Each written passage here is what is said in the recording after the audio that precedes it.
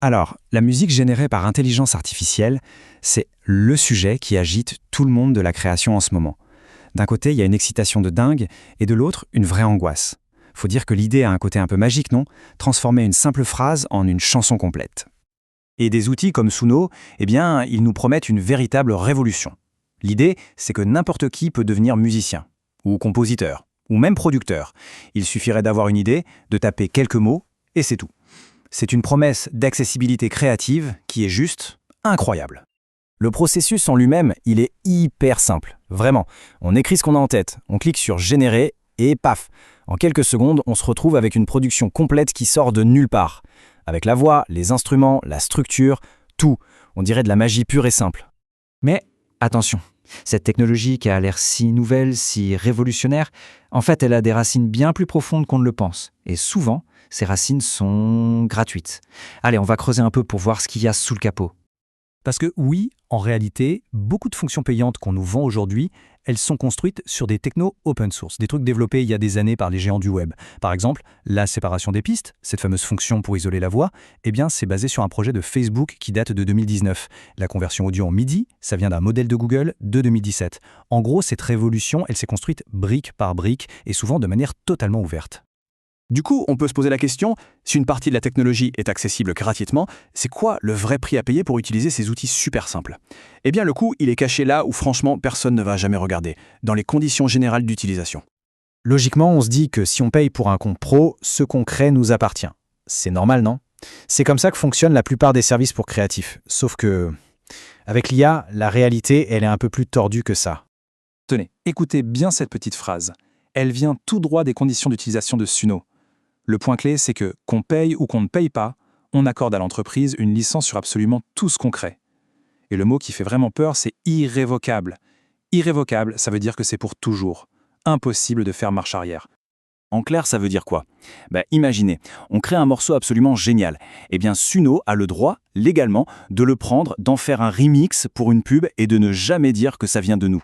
Ou alors, une maquette qu'on pensait privée, elle pourrait se retrouver balancée en public. C'est simple, on perd quasiment tout contrôle.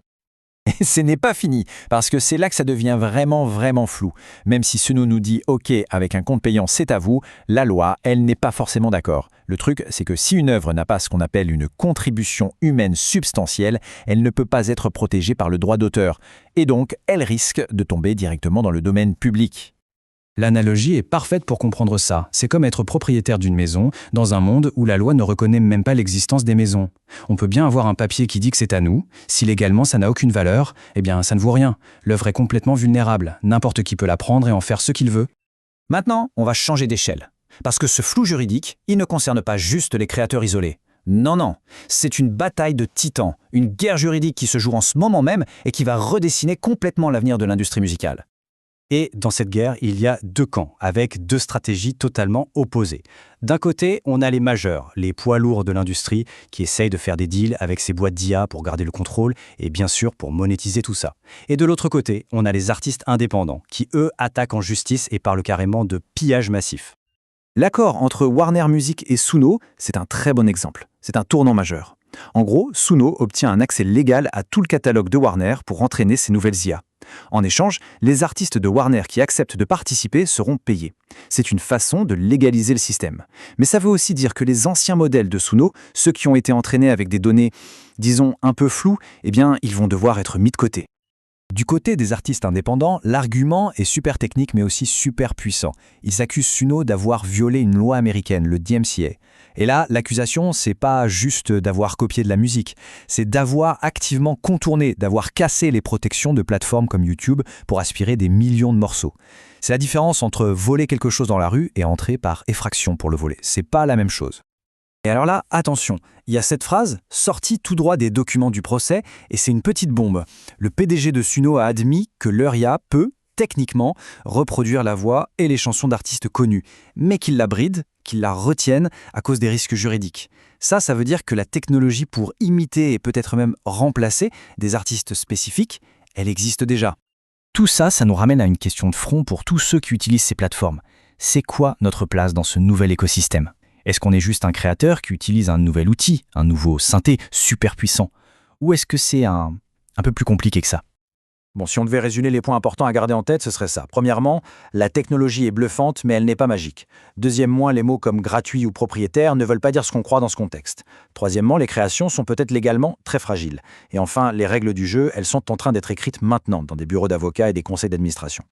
Et ça, c'est peut-être le changement de mentalité le plus important à faire. Chaque fois qu'on tape un prompt, qu'on génère un morceau, on n'est pas juste en train d'utiliser un outil, on est en train de l'entraîner. On lui donne de la matière première, nos idées, nos créations, c'est ce qui va nourrir la prochaine version de l'IA. En fait, l'utilisateur n'est pas seulement un client, il est aussi le produit. Au final, la technologie est là. Elle est extrêmement puissante et elle ne va pas disparaître. La vraie question, ce n'est plus de savoir si l'IA peut créer. On sait qu'elle peut le faire.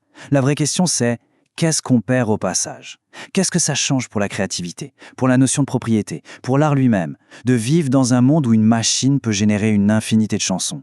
Voilà la question à laquelle on va devoir, tous ensemble, trouver une réponse.